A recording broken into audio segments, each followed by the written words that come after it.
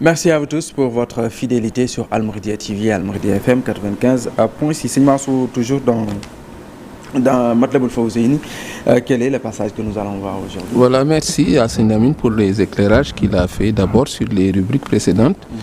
Et nous abordons les vers 40 à 46. Donc nous avons opté de travailler par groupe de 7 vers.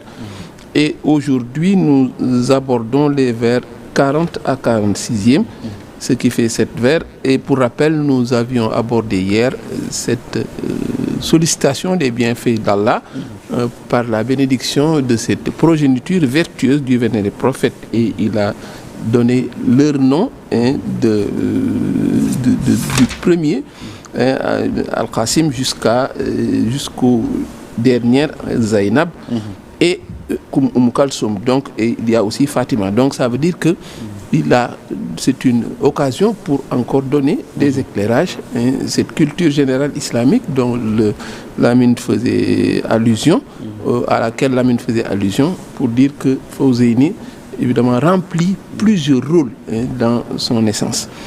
Alors dans ce passage-ci, nous renouons avec la prière. Et c'est un passage marqué par la prière, et c'est pour sacrifier, c'est pour être conforme à l'annonce qu'il avait faite. Donc il avait dit que l'objet c'était surtout la prière, mais également le fait de rendre grâce à Allah le Très-Haut. Et la prière est très très très représentée dans ce passage. Et ce passage-ci, celui que nous abordons aujourd'hui, en est une illustration parfaite. Et c'est dans ce passage qu'il dira: accorde ta prière à leur père, après avoir évoqué la progéniture vertueuse du prophète. Et il aborde maintenant celui qui est leur père, donc leur père de ceux-là qu'il a égrené tout de suite, et à leur père ainsi qu'à sa famille et ses compagnons, et exauce ma requête. Donc ça veut dire que il est toujours dans cette logique qui disait que l'on doit, quand on prie sur le prophète, ne pas oublier ses compagnons, ne pas oublier sa vertueuse famille. Et il sacrifie à cela en rappelant que cette prière également est accordée et demandée à ceux qui sont ses compagnons. Donc ça veut dire que il est toujours dans cette même logique. Ensuite, maintenant, la prière se poursuit. Sois mon compagnon et protège-moi du préjudice, préserve-moi de tout illusionnisme et de tout danger. Donc ça veut dire que déjà, le danger, le terme danger, s'il s'invite ici, ce n'est pas une chose étonnante. On a vu le cadre dans lequel il se déploie, qui est une forêt hostile, infestée de fauves, et évidemment l'arme du musulman, mais c'est également la prière. C'est pourquoi la prière est omniprésente. Alors, le vers suivant est plus marquant quand il dit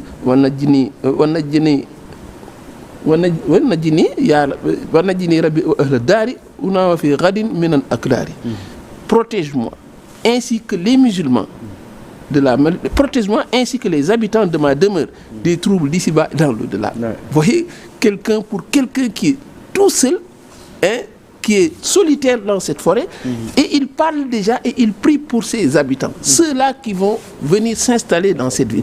Mais c'est un propos très prémonitoire, et c'est un propos par anticipation, mais c'est également une certitude qu'il a, parce que c'est comme si c'est un film qui défile devant lui, et il sait tout ce que tout bas sera, même si au moment où il parle, dans le hic et le nunc, ici et le maintenant, il est dans une zone où il est seul et il n'y a que des fauves.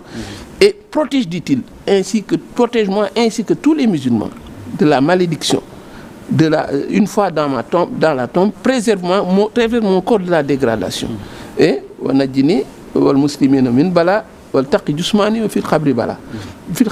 donc ça veut dire que déjà cet élargissement, il a parlé des habitants, mais il élargit, priant pour tous les musulmans, comme le demande l'islam. Quand on prie, il faut y associer l'ensemble, il faut ratisser large. Et ratisser large, c'est ce que le cheikh fait quand il parle de l'ici-bas et de l'au-delà, mais c'est une préoccupation pour faire corps avec celui, n'est-ce pas, pour qui il est devenu s'installer ici. Et quand il appelle maintenant au vers 44, c'est encore plus poignant. Ya Rabbana, Ya Rabbana, Ya Rabbana. Ya Rabbana, Ya Rabbana, Ya Hibbana. 6 fois, il appelle son Seigneur. Et le Seigneur, il réitère pour terminer par Ya Hibbana, mon bien-aimé. Ça également, nous disions que la caractéristique de Matlaboul Fawzeyni, mais ce sont ces appels poignants qu'il fait envers son Seigneur. Et quand il l'appelle, c'est pour sacrifier à ce que l'islam recommande en tant que musulman, mais aussi parce qu'il n'a personne d'autre à appeler, parce que nous avons déjà montré cette solitude, n'est-ce pas, profonde dans laquelle il se trouve. Et ensuite, quand il appelle le Seigneur, il est toujours encadré par le Seigneur et le prophète Mohammed, paix et salut sur lui. Et ensuite, au vers 45, pour la face de celui qui est le choisi, gratifiement du meilleur de ce que j'ai choisi ici-bas et dans l'au-delà. Al-Mukhtar, c'est l'un des prestigieux noms du vénéré prophète Mohammed. Il l'appelle Al-Mustafa, l'élu le plus pur. Il l'appelle Al-Mukhtar, l'élu. Il l'appelle le sélectionné, parfois Al-Muntaqa. Donc ça veut dire qu'il y a autant de noms glorieux qui sont caractéristiques de ce prophète. Et chaque fois, il est toujours encadré par Allah et le prophète. Ce qu'il avait dit, il est Abdullah et de Khadim Rasoul.